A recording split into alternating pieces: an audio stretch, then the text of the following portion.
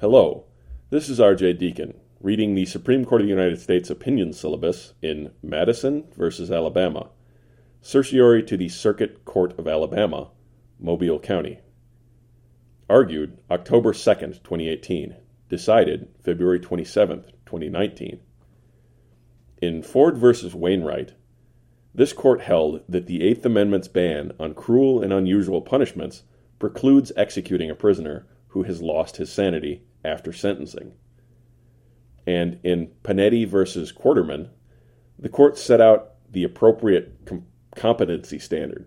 A state may not execute a prisoner whose mental state is so distorted by a mental illness that he lacks a rational understanding of the state's rationale for his execution.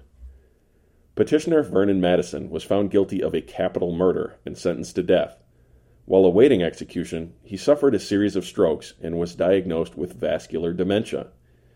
In 2016, Madison petitioned the state trial court for a stay of execution on the ground that he was mentally incompetent, stressing that he could not recollect committing the crime for which he had been sentenced to die.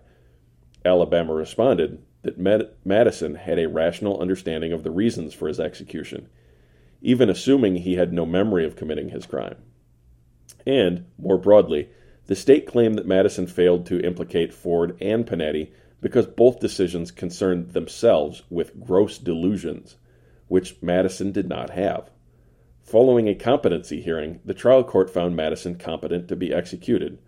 On federal habeas review, this court summarily reversed the 11th Circuit's grant of relief, holding that under the demanding and deferential standard of the Anti-Terrorism and Effective Death Penalty Act of 1996, neither Panetti nor Ford clearly established that a prisoner is incompetent to be executed because of a simple failure to remember his crime. Dunn versus Madison. But the court expressed no view on the question of Madison's competency outside of the AEDPA context. When Alabama set a 2018 execution date, Madison returned to state court, arguing once more that his mental condition precluded the state from going forward. The state court again found Madison mentally competent. Held. Under Ford and Panetti, the Eighth Amendment may permit executing a prisoner even if he cannot remember committing his crime.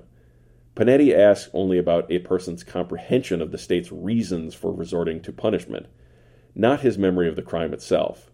And the one may exist without the other. Such memory loss, however, still may factor into the analysis Panetti demands.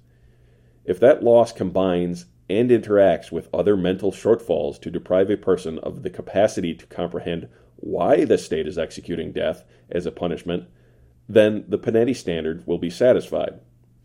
Under Ford and Panetti, the Eighth Amendment may prohibit executing a prisoner even though he suffers from dementia or another disorder that rather than psychotic delusions. That was, even though he suffers from dementia or another disorder rather than psychotic delusions. The Panetti standard focuses on whether a mental disorder has had a particular effect. It has no interest in establishing any precise cause. Panetti references to gross delusions. There are no more than a predictable byproduct of that case's facts. Ford and Panetti hinge on the prisoner's incomprehension of why he has been singled out to die, and kick in if and when that failure of understanding is present, irrespective of whether one disease or another is to blame.